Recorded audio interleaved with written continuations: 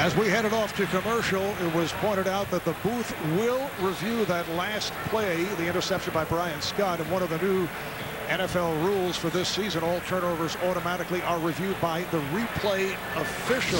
And the question, was Brian Scott in bounds when he played this reflection with what appeared to be an interception? Just take a look at the right foot, and that's really what gets your attention. And to me, it looks like it's on that white line. You know, we have the replay officials here. After further review, the ruling on the field stands as an interception. First down, Buffalo. One of the replacement officials, the referee Robert Fraser, with the announcement. Division II official out of Dallas. So the interception holds up, and the Bills take possession. As an example, Mark Sanchez trying to make a play, just trying to flip one to the tight end. And if you're going to do that, you got to make sure you get it in front of him. And he just kind of get in on Cumberland and surprised him. And Brian Scott was right there to make the play. Fred Jackson is the running back. 1st and 10 from the 46, but a penalty marker is down. Ball start. Offense. Number 84. 5-yard penalty. Still first down. It's called on the tight end, Scott Chandler. Ryan Fitzpatrick in his 8th season out of Harvard, and he's a gunslinger, Richie. He led the NFL with 23 interceptions a year ago. Yeah, he just has to avoid the negative plays, and at times this defense, this Jets defense, can fool you. Throwing it away a couple times versus defense is not a bad thing. Hand off to Fred Jackson, and he is gang tackled. Picked up a couple. Look at Buffalo's offense, and what pops out is Cordy Glenn, rookie left tackle. 6'6", second-round pick out of Georgia. Backs and receivers, their best player is Fred Jackson, who's back from that broken right leg following his standout play over the first 9-10 games last season. Jackson out of Little Cove College in his 6th NFL campaign. 4 minutes gone by here at the start. Good protection for Fitzpatrick. Completes for the first down. Has the tight end Scott Chandler. Picked up 13. Now defensively, the Jets still appear to have one of the stronger units in the NFL. Their first-round pick, Quentin Copel, starting at right defensive end. The linebackers feature Bart Scott. In his 11th year, he's the vocal leader of the Jets. In the secondary, it all starts on Revis Island with 4-time Pro Bowl quarterback Darrelle Revis, although the Bills' Stevie Johnson has had a degree of success against Revis. First down for the Bills, and they bottled up Jackson for a loss on the play. And a major loss for the Jets today is their nose tackle, Sione Bauha, who has had back issues and is sitting out. So they have a front line of Wilkerson with Copels and Kendrick Ellis. And a good look at Tony Sperano there, talking to both quarterbacks, Mark Sanchez and Tim Tebow. Tony Sperano in his first year as the offensive coordinator of the Jets.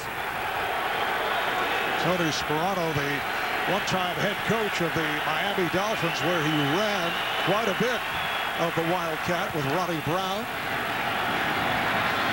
Fitzpatrick angles. It is intercepted. And the question is, was he in bounds?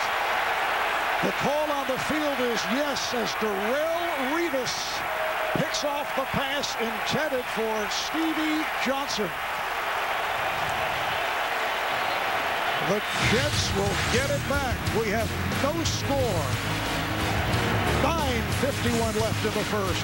You're watching the NFL on CBS. Jets start out at their 39-yard line following the interception by Revis. Green gets the call. We go back and take a look at the interception. I'm really surprised that Ryan Fitzpatrick throws this ball. He's so late. We always talk about if you wait, you're late. In the Cardinal rules, you can't be late on an out-breaking route. You see Revis there. He's just sitting and waiting on Stevie Johnson. See how long it takes? And Stevie Johnson he's late out of his break. And one of the things that Ryan Fitzpatrick talked about last year, throws to his left, leaving the ball inside, is something he's worked on this offseason. 2nd and 8 for the Jets from their 41-yard line. Lots of time, and the handoff went to Sean Green. Picked up a yard.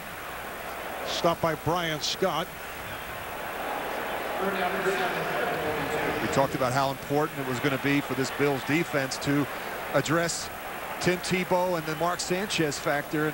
And we saw it a little bit on the first drive. We're going to see a lot of it. I mean, you're going to see him in there, not necessarily the wildcat all the time. We already saw the first play of the game. They started on the inside as a slot receiver. I think they got a lot of tricks up their sleeves on how they're going to utilize Tim Tebow. But it's Sanchez out of the gun. Sanchez completes for the first down across the 40, able to connect with Jeremy Curley. 21-yard advance.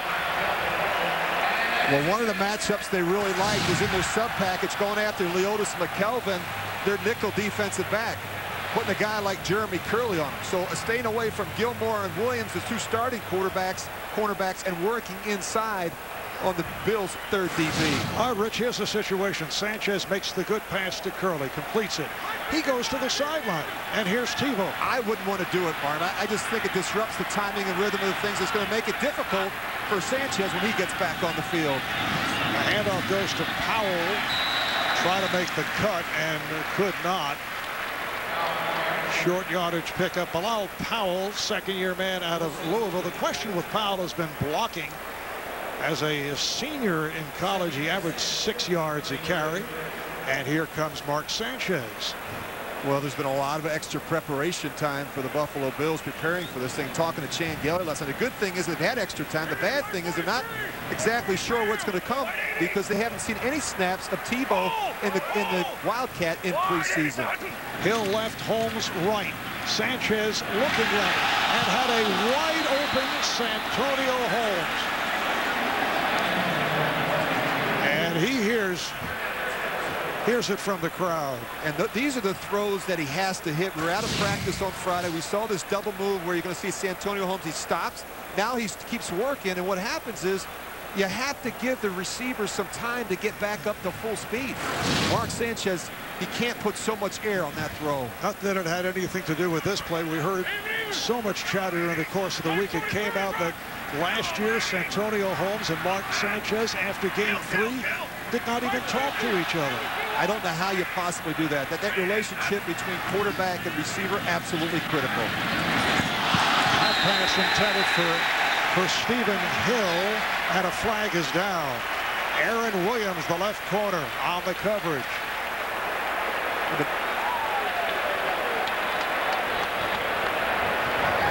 Pass interference.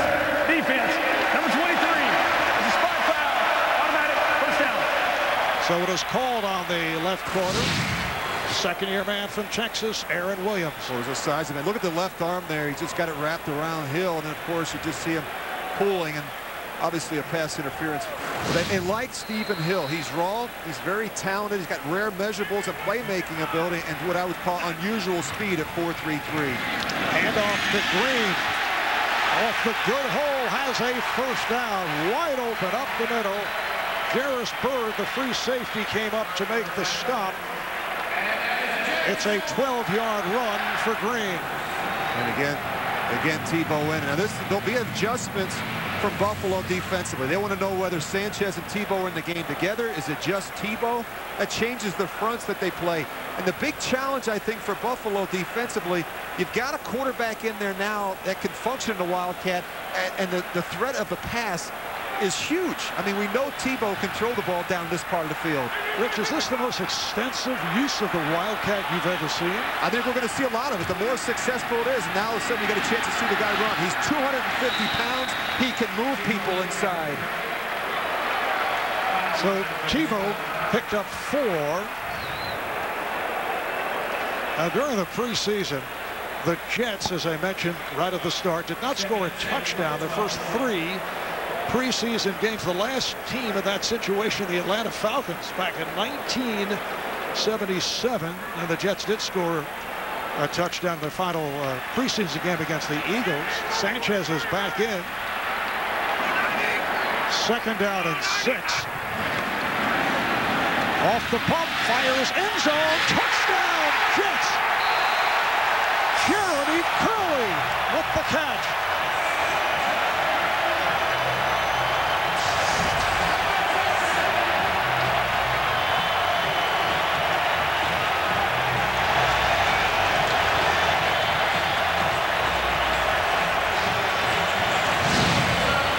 Well, they're going to run the rub play, and Curley's going to start inside and work outside. And just a really nice throw here by Mark Sanchez. Give him a shot in the back of the end zone over Leotis McKelvin. They're really going after McKelvin in the slot. 8 plays, 61 yards. They do it in 3 minutes and 49 seconds. That's one of the matchups they really liked. They talked about Leotis McKelvin playing a lot of press man-to-man coverage in the slot, where we see a lot of corners inside play more off technique. Here is Nick Folk for the extra point.